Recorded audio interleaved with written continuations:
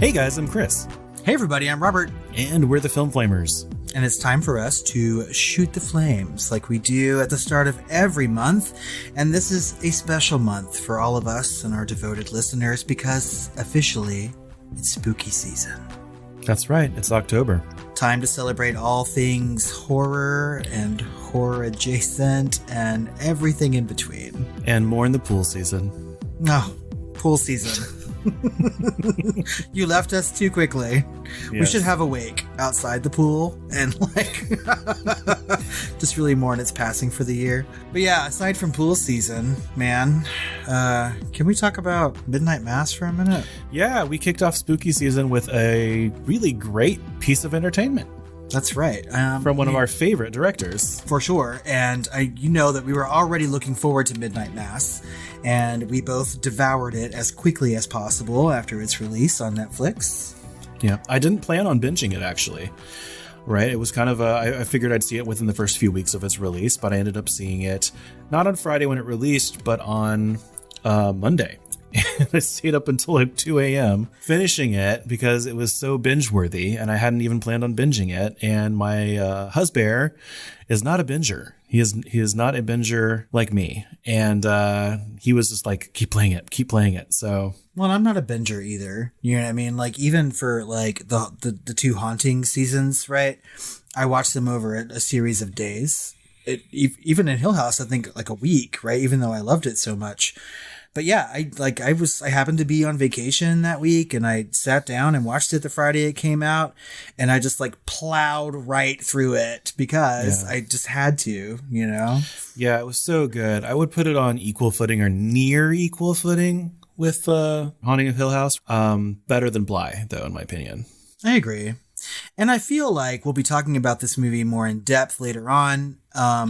We have to. There's so much more like to deep dive than even his other almost anything he's ever done, right? Yeah. And actually, this is one of the first things that he wanted to do. This is actually his first pitch to Netflix and a number of other networks, actually, to do as like a first series before he ever even thought of doing Haunting of Hill House. Well, he's been dropping Midnight Mass like crazy. I mean, because like in Hush, that woman, the author, wrote a book called Midnight Mass, and in Gerald's Game, Midnight Mass is on the shelf. You know what I mean? The only thing that changed, because he's had this script, he's shopped it around, and he just couldn't do it. No one was going to buy it. And then Haunting of Hill House was a surprising success, which built his career, you know, as well as Oculus and a number of other things. But really, it was Haunting of Hill House that really got him that deal with Netflix, you know, and so he's finally able to do it with a lot more creative control. And the only thing that was added, I think, was the whole oil spill thing that they talk about in it. Oh, and even that's just like some random, because they couldn't have extras in the town because this was filmed during the pandemic and the lockdown. So, and he famously kind of wrote an essay on Bloody Disgusting about the production of it and how amazing the production was and how like a family they all are, and it was the best production he's ever done, and how he's so proud of it. It was so personal. So I don't know. It's chock full of Stephen King. I feel like I watched every single Stephen King movie. Yes. With a dash of Exorcist and like The Purge. There's a lot of stuff in here. There's a lot of layers too, you know, symbolism and things and story structure symbolism that you kind of think about. It's a lot of unpacking happening after you watch it, which I love. I love to do that, which is why I'm one of the small merry band of people that really loved The Green Knight, because there's a lot of unpacking happening, which I've already seen again, by the way. Did you really watch it again? Oh my God. Yeah. I showed it to my parents. There was a lot to unpack in that too. I loved Midnight Mass. I thought it was great. I do want to talk about it more at length, you know, but I've been seeing things online throughout like horror social media, and most people don't seem to like it. They keep calling it boring, and they keep trashing the monologues. And I'm like, what the fuck is wrong with you? I mean, like, I don't want to be that person online and say you're wrong. I mean, everyone's opinion is their own, and that's perfectly fine. But I'm like, they were like, I stopped at episode 2. And I'm like, no, don't do that. Look, popularity breeds contempt, you know, so we know that, right? Popularity always breeds contempt, but it's got a very high rating on Rotten Tomatoes and Letterboxd, which is filled with people like you and me that want to shit on movies.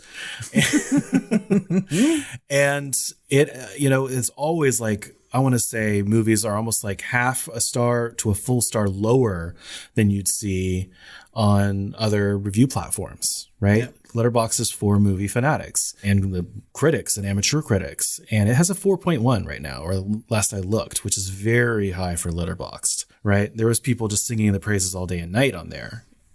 So if you look at the aggregates, most people really, really love this. And that's a good thing because it's enjoyable for multiple people. The people that want to look at it not just on its surface are entertained, and the people that really want to dig deep a little bit and think about the themes and the symbolism in there. There's a lot to mine there. So it's really good experience on multiple levels. Yeah, I think that we have a lot to say. And of course, we also have deep dived the last 2 long format shows that Flanagan have put out and, his movies.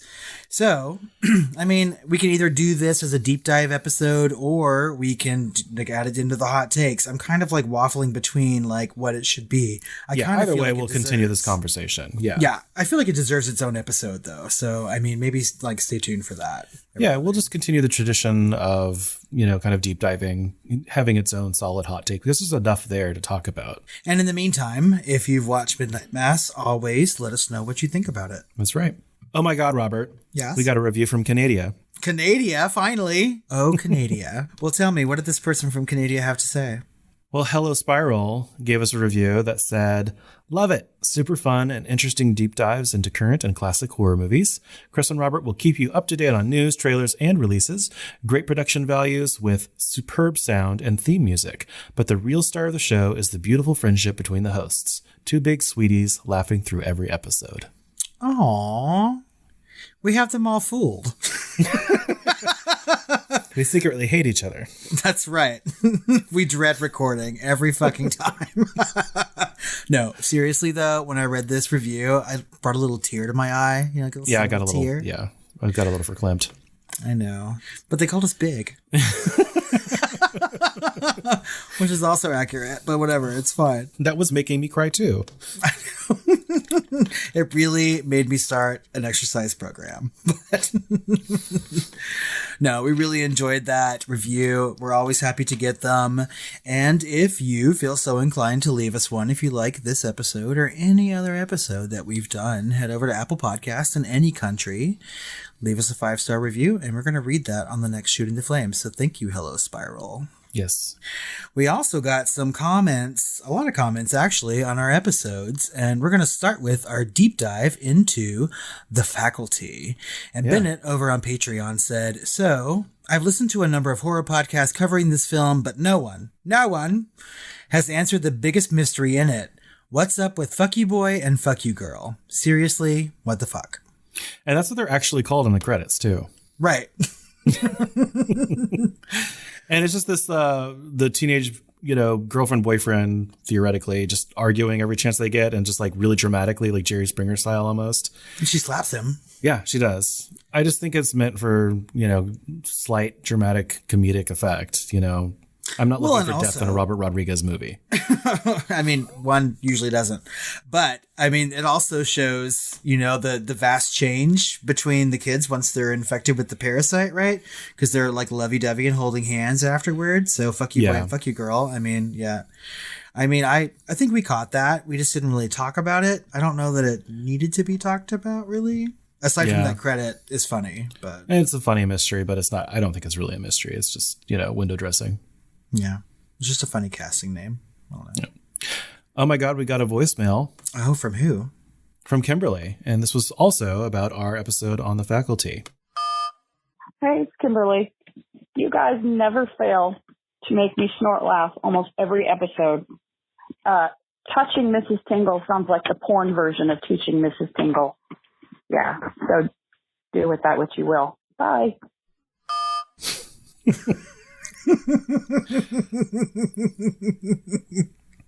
Honestly, I got Matt asked me immediately after listening to that episode if that was planned. And I was like, no, I literally just said touching Mrs. Tingle. I don't even think it was funny at the time. I didn't either, really. Because I corrected you. And then when I was listening to the episode after you edited it, I was just like, oh my God, that's fucking hilarious. I died. So apparently it's the standout moment of the entire episode and we didn't even know it. I may have also snort laughed, Kimberly, when I heard it. And I was there for the original vocalization of it. So It's really funny. You're a comedian. You just didn't know it. Yeah. And from our Shooting the Flames episode from September, Bennet on Patreon said, "Hey, Tired Queens, thanks for answering my millions of comments and questions, as well as a gazillion voicemails, even though they were embarrassingly long. Next time, I'll stick to brevity and keep them shorter for you. Part of me also wants to apologize for making Robert act like a dancing monkey, so I would donate more to you guys on Patreon. But another part of me is a sassy bitch who doesn't care and decided to upgrade to a Film Sparker membership after hearing him throw lines from Carrie at me. Sorry, and you're welcome." No need to apologize. I mean, And thank you. and thank you. Really, I will throw lines at you no matter what you want. Just tell me what you want to hear. I'll do it. I mean, I'm a dancing monkey. I can do it. Like I said at the time, nothing says thank you like dollars in the waistband. That's right. Next time I'll wear something more appropriate for you to slip that dollar in there. From our deep dive into Terminator 2, Nikki over on Patreon said, "Great recap, guys. Hubby, oldest son, and I enjoyed the watch. The effects definitely aged well. I feel like we need to watch the other sequels, but I don't remember any of them, although I'm sure I watched them when they first came out. I think Joe Morton's performance was great in this movie. Mr. Morton is a national treasure who doesn't get his due. The death scene was perfect." And how? Like, he was so well cast, and well, the whole movie was well cast, but he was like really, really good. Agreed, 100%. And I love that death scene. Like, he just does it so well. There's so many times you watch a movie and it seems over the top, right? And this was kind of over the top too. A lot like that movie was in general.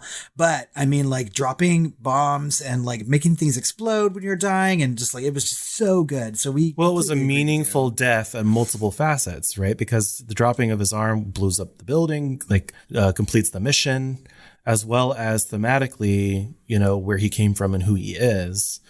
And of course, his performance. It was so fucking visceral. It was very, very good. I mean, huge. And I kind of need to like look up and see some of the things that he's been in, because I don't know that I can like rattle things off the top of my brain, but I'm certainly doing that. From our deep dive into Maniac, continuing our month of wood, at RL Terry 1 said, "This is one of those remakes that I like more than the OG. But what I like even more than that version is 2001 Maniacs with Robert Englund and Lynn Shay. Although Maniac 2012 certainly serves up more substantive material to discuss." I haven't seen 2001 Maniacs. Have you? Is it Maniacs from 2001? No, it's called 2001 Maniacs. Oh my God. No, I haven't ever even heard of it then. Me either, really. He commented that, and I was just like, I don't think we've seen this. But I mean, Robert Englund and Lynn Shay, I mean, I'm sure that it's good. So that's horror royalty across the board. Like, how is this not something I know about? I know. I have added it to a list, so I will be watching it. And RL Terry 1, if I see no like cross between Maniac and this one, I'm going to come for you and say, why did you recommend it? Matt over on Facebook said, "Yeah, it sounds like the director was saying that he was trying not to glorify violence and murder or whatever, but he still accidentally just copy pasted the old moral panic horror of the 80s. True. Yeah. I mean, I think we talked about that in the episode, right? Yeah. And he was trying to say that he was trying to do the nausea horror, and that he wasn't trying to glorify the violence. He was trying to make you feel it, to make you be repulsed by it. But that's not quite what happened, because it was still like kind of a technical goal to do the POV thing, and it didn't super serve the story in the way he was trying to make it serve the story, I don't think. Yeah. Still, I mean, I don't want to say a good time, but it was an interesting time. And I mean, he did by keeping in some of those like sexual situations of him, like witnessing his mother doing that. He really did. And he was killing people that he was attracted to for the most part. So yeah, he was just doing the same thing that the 80s did. And maybe we missed some sort of like tongue-in-cheek or like homage reference to that. But I really didn't get that he was doing something different than we'd already seen in the 80s. Yeah, no. And it kind of doubled down on the, oh my God, kid saw too much sex and now he's a killer. You know what I mean? Mm-hmm. That's right. Scalping after brushing hair. Clearly. And from our deep dive into Suspiria, wow, that's an old one. Literally our second deep dive ever. Right. Dev from Instagram said, just stumbled upon your Suspiria episode and loved it. I truly loved how you talked about Susie. She is sometimes underrated. You really got the movie. And I'm so glad Chris didn't have some annoying retaliation that many newcomers seem to have that didn't experience Suspiria at a younger age. Because of my love for the 77 version, I just did not like the new one. I couldn't let go, I guess. I'm glad it was its own thing, but blah. Well, thank you for listening to our episode from so long ago. I'm glad that people are still stumbling across it. We love to hear comments about those episodes. I think we just went back and did intros to Copycat and Suspiria not too long ago at the suggestion of one of our listeners to just kind of say that we sound better now because that was with like our first kind of mic setup and everything. So I'm glad people are going back there and listening and commenting. We will put in and actually focus on comments from old episodes. We want people to search our catalog and look for movies that you haven't seen yet. Look for movies that you love, and comment on those because we see those comments and we will respond to them. That's right. If you've just found us, we have talked about a veritable shit ton of movies, right? Either in a hot take form or a deep dive or a top 10. If there's a horror movie that you love, chances are we've mentioned it at least once in this podcast. Yeah. So go back and listen. I did comment to him and tell him that we had a hot take episode on the new Suspiria and told him that I remember liking it. I think you liked it more on a second watch, or did you not? I liked it less on a second watch, I think. Oh, okay. I think I gave it 4 stars at first and then I had to reset to 3. Well, we still have that hot take episode. So if, Dev, if you haven't listened to that yet, go back and listen to it. Yeah. Over on Patreon, we had a Flamers flashback episode on The Good Son, which was chosen by our patrons during our month of Wood. And Bennett said, I still haven't seen this movie, but I remember seeing it at the video store growing up. I could tell they were trying to make casting Macaulay Culkin as a bad seed type seem like a shocking choice. But really, after those Home Alone hijinks, it looked more like a natural progression. It's so hilarious that he said that. And we did comment back. We replied, agreeing with him wholeheartedly that he's basically a serial killer at this point. But, it's funny because I think the Corridor crew, they do FX commentary and FX contests and stuff with themselves on YouTube. And they actually made it into a horror movie and they made all of the hijinks that he does to those robbers. They made it real gore and they made it blood splattering and it was great. So I might have to link it in the show notes. Yeah, he really does seem to like to hurt people in movies, right? So, come on. It is a natural progression. Yeah. Also, on our episode of The Good Son, Erica from the Unsung Horrors podcast on Instagram said, the most killable kid in the 90s, Jacob's Ladder, My Girl, The Good Son. And I love every one of those deaths. I didn't know he was in Jacob's Ladder. I totally forgot that, too, until she commented it. And I don't remember him dying. I'm going to have to rewatch that movie, although I feel like I just watched it a couple years ago. I remember him dying in My Girl, that's for sure. Yeah, and that was super traumatizing as a kid to me.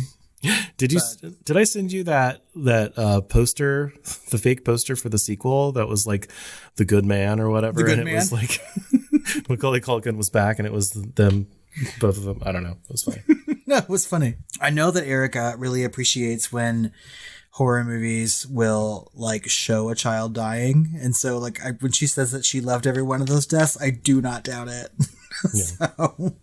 So we have a whole slew of emails and voicemails and questions from our listeners. And we're going to start with an email from Cassidy. And this actually should have been on our September Shooting the Flames episode. So Cassidy, we're sorry that we missed it, but we're here to talk about it now. And she says, hello, Chris and Robert. It's been such a pleasure to listen to the two of you review movies. I listen at work, which can be soul draining. Agreed. So having something fun and intelligent makes up for the work. Thanks for being part of that. I'm a huge horror fan, probably thanks to my mom showing me Child's Play way too young. It brings me joy to hear love for Halloween 3. It's such a dark movie and has the best countdown jingle to Halloween ever. How dare anyone dislike it? I would love for you to cover Death Becomes Her and or The Love Witch. These are two fascinating movies connected by magic, strong women, obsession. I love the variety of horror you cover, the list you make, and look forward to the next episode's Best C. Yes, and I promptly replied to this email and told her that not only are we going to be doing Death Becomes Her next comedy month, which is traditionally April, but we are also going to be doing Drop Dead Gorgeous. That's right. We're still looking forward to watching both those movies. So, and The Love Witch is an incredible movie, which I'm sure that we will talk about at some point on the podcast. Yeah. So, and as for your love of Halloween 3, I'm right there with you. I mean, it's one of my favorite horror movies. Probably my favorite Halloween sequel, even though it has nothing to do with the franchise itself. So I feel you. It's okay. And I liked it the first time around. I wasn't the biggest fan, but, it kind of grew on me. Kind of like mold or something. Like a fungus. Like a creeping fungus. It just burrows its way into your life and heart. Maybe it's the jingle. 10 more days to Halloween. Halloween. It's just London Bridge, right? Silver Shamrock.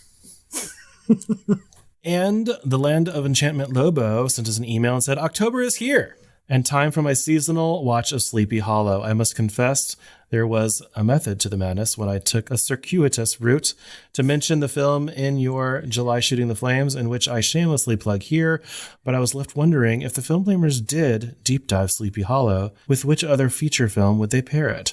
So many ways to go with this. A Tim Burton double feature, Johnny Depp, or even the Wes Craven-helmed, oft-maligned, and Harvey Weinstein-sabotaged Cursed, a 2005 film starring Christina Ricci. Ever see that one? Happy Halloween 2021. Oh, and watch your heads. That's a good question. What would we pair Sleepy Hollow with? It's funny. I think that might actually have been one of the first horrors I've ever seen. And it was it wasn't called Sleepy Hollow. It was the Disney short. It was like the Tales of Ichabod Crane. Ichabod Crane. Yeah. Yeah, totally. When I was a kid, I watched that shit all the time. It creeped me out. Yeah, it scared the shit out of me when I was like 5 years old. I do like Sleepy Hollow as a movie. I thought it was really good. I don't know that I would want to pair another Tim Burton movie with that, because I think too much of Tim Burton goes a very long way. If I did pair it with anything, it might be like Demon Barber of Fleet Street or something. I don't know. Johnny Depp. Oh, Sweeney Todd. Yeah. That's like Johnny Depp and Tim Burton, right? Didn't he direct that movie? Well, I think so. And they're both kind of turn of the century, right? So they're both around the same time. I think I would go a different route and say like Johnny Depp and Tim Burton and like Charlie and the Chocolate Factory, even though I didn't like that movie. It was kind of scary. I don't want to deep dive that. I mean, I don't really either, but it seems like I'd rather deep dive the first one. And I have seen Cursed and I didn't hate it. So I don't know. Yeah, I don't know. Maybe something else with Christina Ricci instead. I don't know. I just don't know. Yeah, I don't think we have an answer to that. Why don't you, Land of Enchantment Lobo, tell us what you think the perfect double feature with that movie is? Mm-hmm. Maybe we'll consider it. Yeah. At Eats a Mario sent us an email, and I think it's one of the first from him. Normally he just comments, and he says, "Hello, Film Flamers, it's me, Eats a Mario from Twitter. I hope you both are well. I have been enjoying your episodes, but haven't been engaging on Twitter as much recently for a variety of reasons. I tend to listen on my walks to and from work, and by the time I get to my destination, I've forgotten what I wanted to say. I've been enjoying a month off of work, and even though my state in Australia has been on lockdown for a few months now, I've found being away from work to be so good for me right now. A few walks here and there, some books, finishing off Stephen King's Night Shift collection, love it, before I start Something Wicked This Way Comes, and plenty of movies. I watched the first 2 Purge movies, Anarchy is better than the original, finished my Nightmare on Elm Street rewatch, I love New Nightmare so much, revisited Wolf Creek 2, so brutal, I now understand the Texas Chainsaw Massacre 2 comparisons. Watched the Rob Zombie Halloween films, brutal with plenty of dislikable characters. The sequel was better. Watched The Hand That Rocks the Cradle. Rebecca De Mornay is relentless in this. The Eyes of My Mother, very intense from start to finish, and I love the look of it. And finally watched Salem's Lot for the first time. Really felt for the Mark character. I'm excited about some of the movies coming soon, though I'm not sure when cinemas will open again here and whether I feel comfortable going back anytime soon. Dune has already been pushed back in Australia. I know a few movies are doing the same day and date streaming in the US, but not sure if that will extend to other parts of the world. Looking forward to Elijah Wood Month. Sweet dreams, Mario. Yeah, he sent this right as we were recording. So this is like at least a month old. So we're sorry for the delay, but here it is. First of all, Night Shift is like the best Stephen King short story collection. It's so good.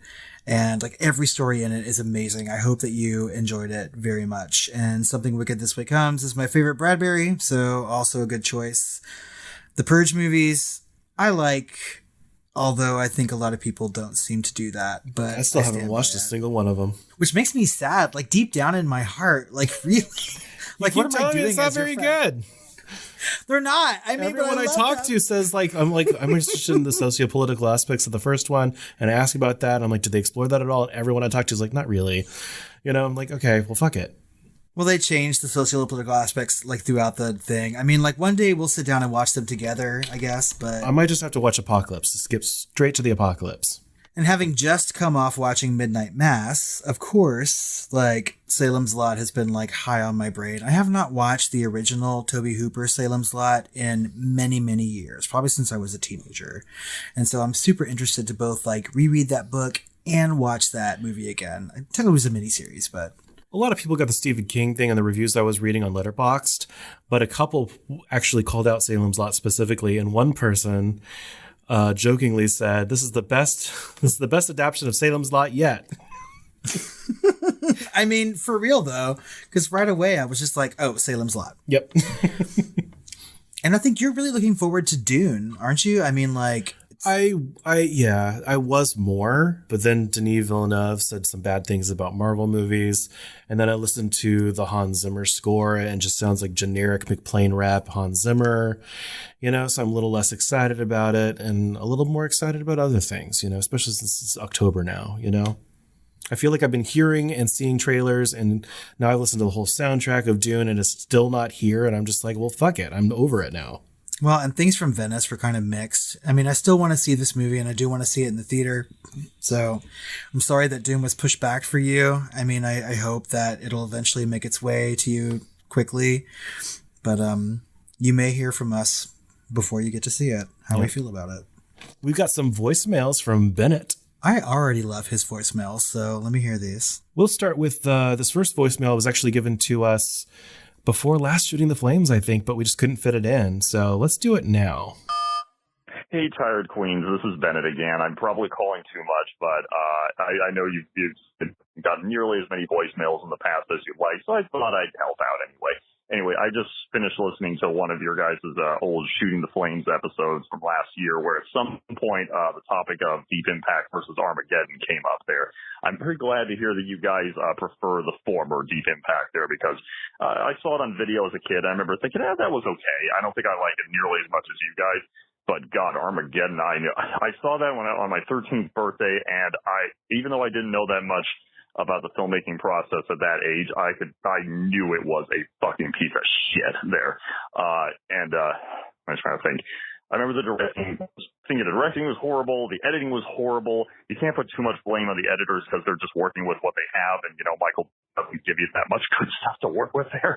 God, we need to come up with a nickname, a middle name for him, either Michael Dipshit Bay or Michael Douchebag Bay or something. God, I fucking hate his shit. Anyway, but I remember it was the first time I remember walking out of a movie as a kid and feeling supremely disappointed. And I remember going home, sitting in front of my birthday cake and still feeling disgusted with the 2.5-hour experience I had at that time. Some film critic had, I think, described it as sitting next to a machine gun firing, at the same setting for 2.5 hours. I wish I could remember who wrote that, but that's a really apt depiction of it there. I also remember thinking, oh shit, I have to start school the next day. So I was like, God, this is the worst. Anyway, just thought I'd share that little tidbit, let a little memory, and I'm glad we're on the same page on that too. Have a good one and sweet dreams. I could stay awake just to hear you dreaming. I can't even follow up with that lyric. God, that sounds like the worst birthday ever. I'm so sorry, Bennett. And they came out around the same time, and I was singing the praises as a kid about Deep Impact versus Armageddon, and everyone was like, "No, Armageddon's amazing." Fucking rubes. They were all wrong. Michael Dipshit Bay, really? No, did us a disservice. Yeah, I mean, Michael Dipshit Bay, Michael Douche Baguette Bay. I don't like a single one of his movies except The Island. And the first like half to 3/4 of that movie is almost like Arthur C. Clarkean. It's really, really fucking good. And it doesn't deserve to be, because at the end it kind of devolves into a Michael Bay explosion fest.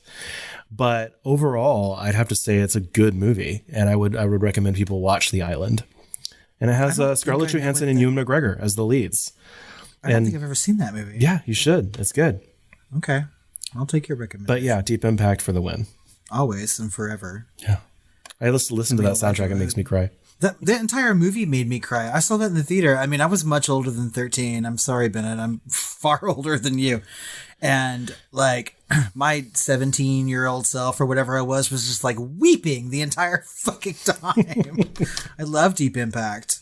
Well, there's a film and a feeling. There is one moment from Armageddon that I still like. And that's when Steve Buscemi is like, goes crazy and starts like fake galloping on this nuclear bomb. And someone turns to him and says, "Get off the nuclear warhead." That's hilarious. I don't know.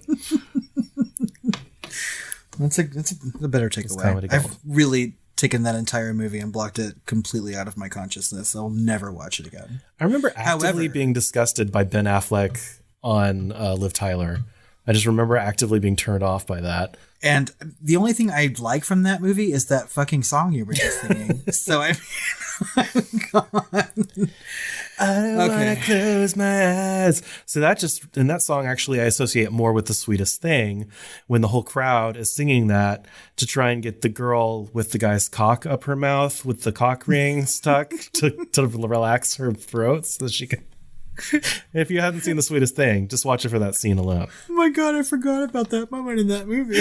I'm so glad you made me watch that because it's so enjoyable. Much better than Armageddon. Yes.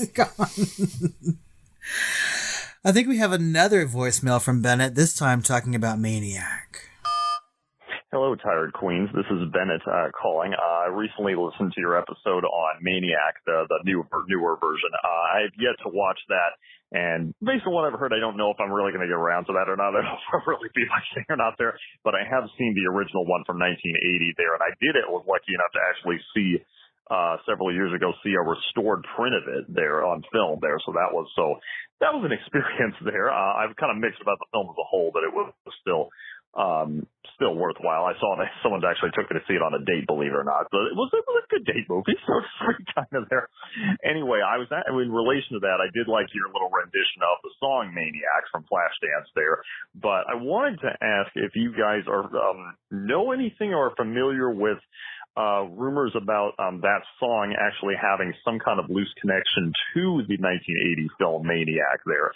I've heard conflicting things like the writer on that song, Michael Sembello, I think is his name there, was either wrote that song originally while watching that movie and used it as inspiration and had different lyrics for it, but then someone involved on Flashdance had heard a demo of that song and decided, if we just change the lyrics in this could be a hit or something there. And that's one version I've heard, which kind of makes some sense there. The other version I've heard is from different memes that have gone around on the internet is that the song was originally written for Maniac, but then changed the lyrics when someone on Flashdance wanted to use it or something. But either way, I know it was disqualified from the Oscars when it got nominated because it supposedly wasn't original enough for the Academy when it got nominated or something like that. Some weird thing. Anyway, I just wanted to put that out there and see if you guys know anything about that there. I just thought I'd discuss that if you get this message there. Alrighty. Sweet dreams. Yeah, I have no idea about the song. I like the song very much. I mean, I love Flashdance. I listen. It's on multiple playlists of mine. I didn't know any of those things, but I think they're probably urban legends. Yeah, it's interesting, but it does sound kind of urban legendy to me. Yeah, Flashdance forever, really. And to be fair, if Maniac were nominated for an Academy Award, it was never going to beat Irene Care's song from Flashdance anyway. So, though I think that you should watch Maniac. Again, like we said in that episode, just because we have some negative things to say doesn't mean you shouldn't watch a movie. We'd like to know what you and everyone else thinks about it. Maybe. Or don't. Or save us some time.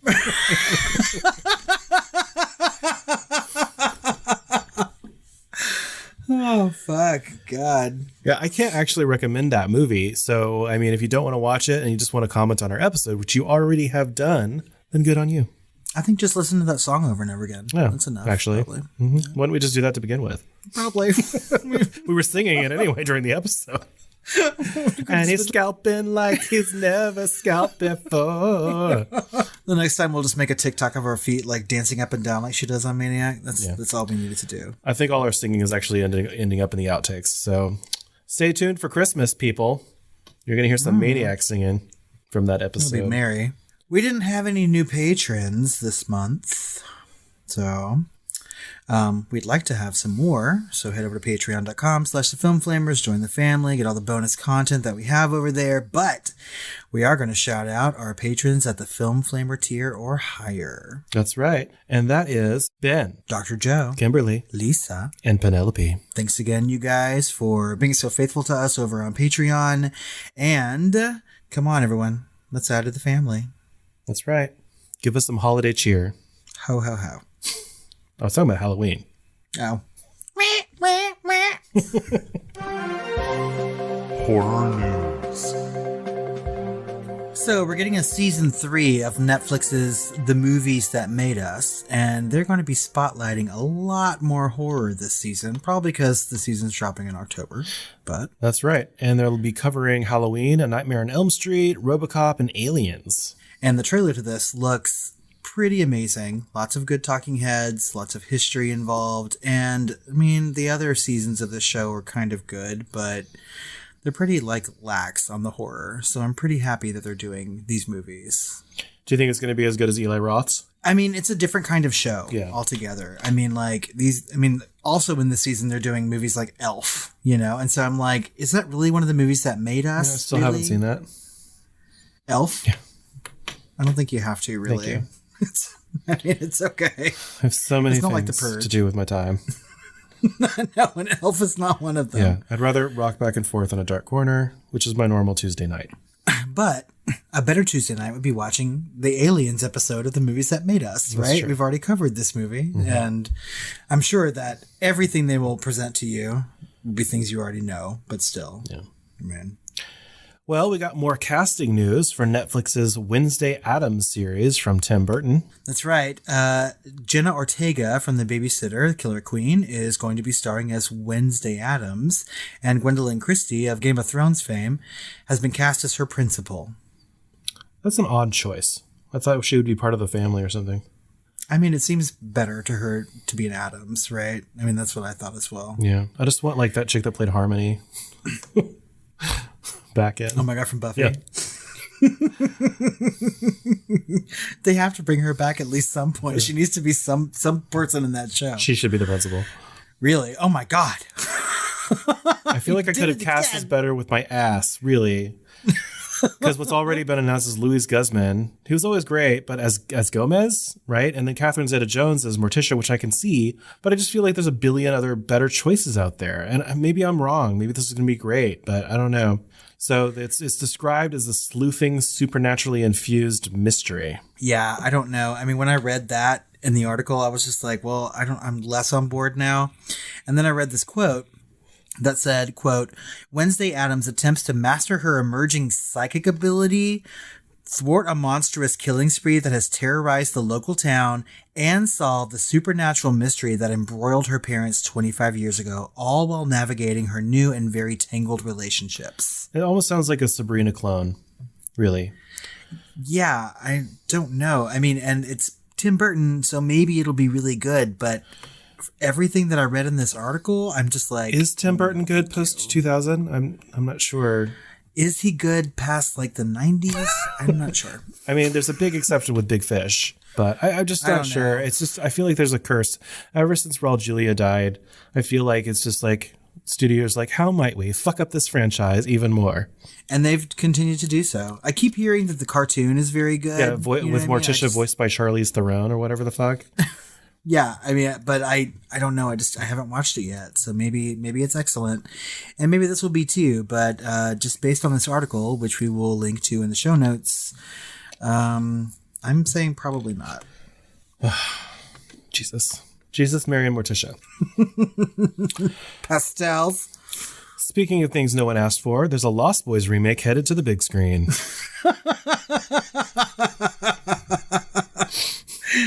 It's going to star Noah Jupe from A Quiet Place and Jaden Martell from It. Okay. And that's all the news we have, except for what you just said. Because, I mean, why? I mean, and it's going to be set in like modern day. I'm like, no. Now, don't come for me, but the first one was barely good, okay? I'm going to try not to come for you because I love that movie. But I don't know. I mean, I've said before on the podcast that I'm okay with remakes, and I'll watch them, and I'll watch this one too, but why? Yeah, my problem with The Lost Boys is that I didn't have the nostalgia filter. I didn't see it when I was a kid or a teenager. Yeah, that's probably it. Because I've watched it several times as an adult, and it's not as fun. Yeah, I watch it now, and it just feels like a long, like, mediocre Buffy episode or something. You know, or like some really shitty music video. Probably because both Buffy and Angel like riffed off it a little bit in some episodes. You know what I mean? But so we'll see what that remake has in store for us. But again, with all these news items, we'd like to know what y'all think about it. I mean, if you're really clamoring for a Lost Boys remake, you can let us know. Coming soon. We have a treasure trove of trailers this month. My God. I completely agree. It seemed like you were sending them to me left and right. From Muppets to vampires, we just have an embarrassment of riches. That's right. And some new extremity to talk about. That's right. Starting with Night Teeth. It's on Netflix coming this October. And Night Teeth just looks amazing. It's like a guy that's a driver, I guess, like a limo driver, as a spare, like a side hustle or whatever, his side job while he's like going to school or something. And he meets like these girls, and they're going from club to club. He finds out they're vampires, and he has to basically drive them from bloodbath to bloodbath. And it looks like it is a shit ton of fun. Yes, is all that I have to say about this movie. I mean, I'm so excited to watch this. There's a lot of things coming out in October that I'm ready for, like Halloween Kills, but this has like made it to the top of my fucking watch list. Yeah. It looks like so much fun. Speaking of so much fun, we've got Miss Piggy in a fortune teller's crystal ball. I appreciate the Muppets on a very deep level, and I love this trailer, obviously. Mm-hmm. And all I'm missing really is the Swedish Chef. I didn't see him in there anywhere. Oh, I'm sure he is. Chopping up some entrails somewhere. I saw your other one in a painting, a haunted painting. My favorite one is I like Beaker as well. Yeah, and it's him and Bunsen as like those busts, right? Like on the thing. He's like, me. I mean, fuck it. Yeah. I'm gonna watch the shit out of this. Oh, but I'm really looking forward to this movie called Titan, right? And I just played at Venice, I think, or maybe even Toronto Film Festival, so people have seen it, but it looks like full-on French extremity. And of course in English it's titanium is what that literally translates to. It's just titanium. Oh, really? Yes. My French is that rusty then? I didn't know that. Maybe I just did another word for titanium. I don't know why I would say that in France anyway. It's hard to work in conversation, I'm sure. It's not on a menu. Yeah, that's right. Because all I do is eat and drink there. But this movie, I mean, like, here's what gets me worried, though, is when I see all these, like, critic responses to it saying, like, the most fucked up movie ever. Well, it got the Palme d'Or at Cannes, really, so it's got, like, a 90-something on Rotten Tomatoes. It's already released there, so it's, like, it's going to be good. I mean, I know it is. And, like, this woman made a movie that came out a couple years ago called Raw, which is also a really good French movie about, like, cannibalism. And I love that movie. This one looks kind of fucked up. And when someone says it's fucked up but also endearing or whatever, I'm like, okay, like, sign me up, really. And there hasn't been an extremity movie that I just really disliked. It's fucked up, disgusting, but also endearing. This director is known for her body horror, so. Exactly. And I really can't tell what the movie's about. I've, like, stayed away from any synopses or I didn't even, like, watch the trailer until today before we were making notes for this episode. Mm-hmm. So, but I'm going to watch it. It actually comes out on October the 1st. And so if I can find a theater that has it, I will watch it. And this episode will probably drop after that. Okay. So we'll see. Yeah. Next up, we've got Nightmare Alley, the latest from Guillermo del Toro, who is not just producing, but also directing, right? And this is coming out in December. And this looks interesting. It almost looks like it's kind of like a carnival-y kind of thing, almost Tim Burton-y in a way, but in a Guillermo del Toro kind of Pan's Labyrinth kind of slant. So I don't know. It'll be interesting. It is English language. It's got some recognizable faces. I thought it was like a mini series because it just seems like so much is going on. But apparently it's a full-blown movie. And I mean, I've sort of been following the production of this film, right? I know that it's a really popular novel that a lot of people in the community like. I didn't think that it was very horror adjacent ish. I mean, I thought it was barely, but based on the trailer, it seems really good and kind of dark and has a lot of really good actors in it. And I know that it's got a lot of buzz. And so I'm really, excited to see like exactly what it is. Yeah. And after Guillermo del Toro's last Best Picture winner, like he needs to do something that's really good. Or actually good. Yeah. Yeah. Or actually good. Because that movie was trash. It's kind of overrated. Kind of.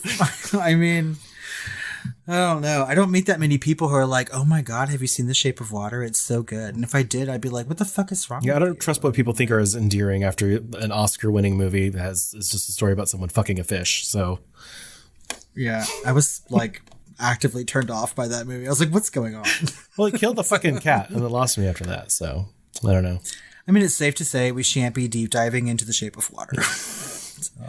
So next up, we've got Encounter from Amazon coming also in December. And this stars Riz Ahmed and Octavia fucking Spencer. I mean, honestly, you had me at Riz Ahmed, but especially Octavia Spencer. And I'm not sure they're holding the cards really close to the chest on this one, but it looks like it could be some sort of alien encounter. I mean, that's the word I would associate with that, right? And it looks like he's changing somehow, or is changing into some sort of like monstrous form, or an alien himself, or something else, and like he's being hunted or something, and he's got a child that he's got to take care of, and Octavia Spencer is looking very pensively at the screen, and I am sold. I mean, really, she always does it. As long as she does that, really, it's all that I need. She purses her Octavia Spencer lips and just looks like the universe is in her eyes, and I belong to her. It looks like she's looking at her next Oscar every single time she does that, really. So I'm here for it. And Riz Ahmed is so fucking hot. I don't know. There's just something about him. When I see him on screen, I'm like, damn. You like very bird-like men I've seen. I have a type, Chris. You can't blame me for What's that. that actor that was on the piano and then he made out with Halle Berry on stage when he won his Oscar? Oh, Adrian Brody? You like Adrian Brody I don't want to fuck him types. anymore. I mean, but it's a nose is what it is. Yeah. I mean, like, you like frankly, the prominent narrow noses. I like a prominent nose. And Octavia Spencer. So, I mean, I'll watch this movie for sure. For those reasons alone. Plus it's genre. But nose film. You want to have an encounter. Well, now I need to take another break. So we have a really tiny trailer, a teaser, if you will, for something that I've also been following the production of, and that is The Tragedy of Macbeth. Yeah. And this is directed by Joel Cohen. For the first time without his brother, right? Yeah, I think so. And starring Frances McDormand. Nepotism. Excuse me. How dare you? She deserves to be in every film, Cohen or not. And Denzel Washington. And I mean, like, it's a really short trailer, but my God, the fucking atmosphere, right? And all they have to do is have like one line from that fucking play, and I'm sold. Just sold. Yeah. So, bring on the Shakespeare. What'd you think of it? Oh, I think it looks great. I love black and white when it's done right, and this looks like it's done very, very much right. There seems to be like a fog of war in the cinematography in this, and I really, really love that because it's kind of part of the DNA of that play, right? What do they call it on stage? The Scottish play? The Scottish play. You're not supposed to say that. Yeah, you can't say Macbeth if you're in it. It's bad luck. Break a leg. Right. I know. So No. There's a really funny like Simpsons episode where they do that, where they keep saying Macbeth to Ian McKellen, and he like keeps getting like struck by lightning and signs falling on him and shit. Like, it's fucking hilarious. Well, I don't know. Frances McDormand, all she had to do was just turn around and look pensively at the camera, just like Octavia Spencer did. And what? Neither of these trailers has those two women speak a fucking word. All they're doing is looking at the camera, and we're like, that just sold 500,000 tickets. For real. And we're also like, the Academy Award goes to either one of them, really. Yeah. I mean, God. Probably Frances, though. She's got the better track record. I mean, all she may do in that movie is like turn around and look at a camera and then wash blood off her hands. And I'd be like, bravo. I don't know. I want to live in a world where those roles are reversed. Oh, you want to see Octavia Spencer play Lady Macbeth? I would love that. I'm here for that shit. Hell yeah. We could write that movie. Because Frances McDormand has yet to star in a genre film other than her very first. So yeah, she's overdue. I mean, this is kind of like horror adjacenty. I mean, Macbeth is kind of horror. So wait, who's the horror Frances McDormand? She was in Hereditary. Toni Collette. She's the horror Frances McDormand. Oh, I think I'm gonna bleed.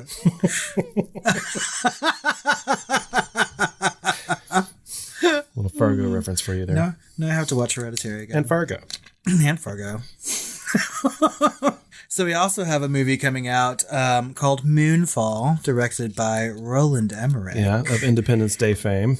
That's right. And he's continuing his tradition of doing disaster films by having a movie about the moon colliding with the earth. Yes, but I think they're holding a little bit close to the chest on this one too, because I think it's really about aliens. I hope so. Because there's some weird things going on in that trailer that they're not talking about, but all they're showing is the moon like kind of crashing into the earth. So it's like 2 hours of planets colliding, and I'm here for it. I mean, it sounds like a gummy and popcorn to me. So I mean, for real, like 2 gummies and popcorn.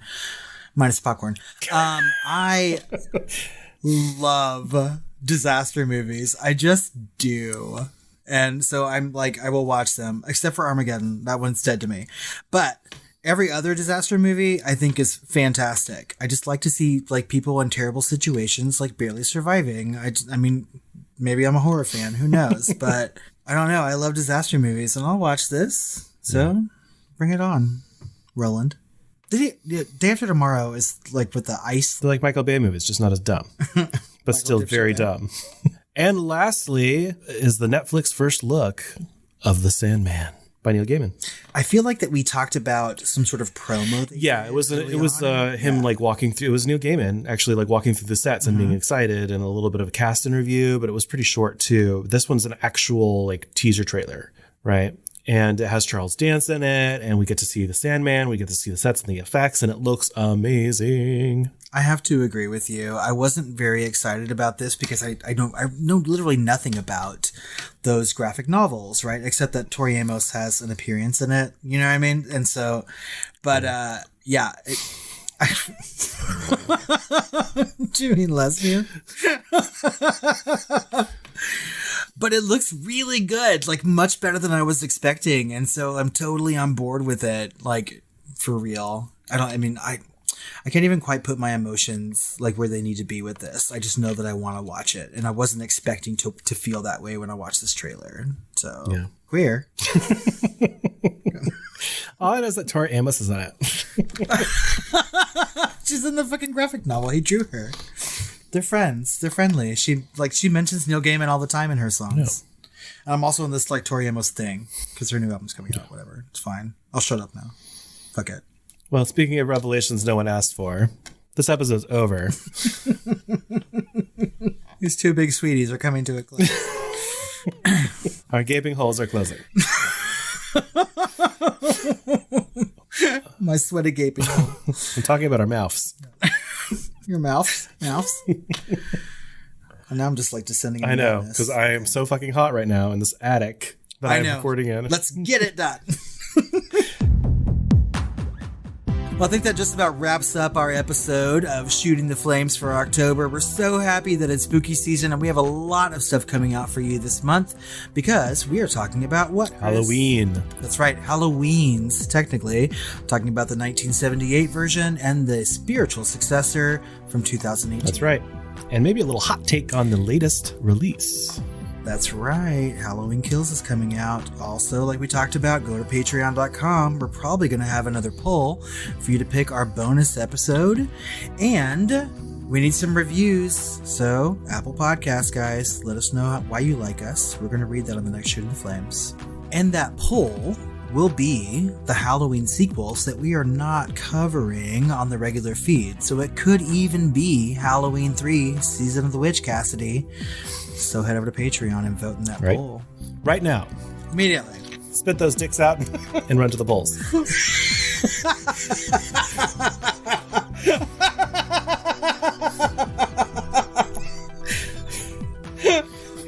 Fuck you. It's like election day. Wow. I have to vote. Let go of those stripper poles and run to the actual polls.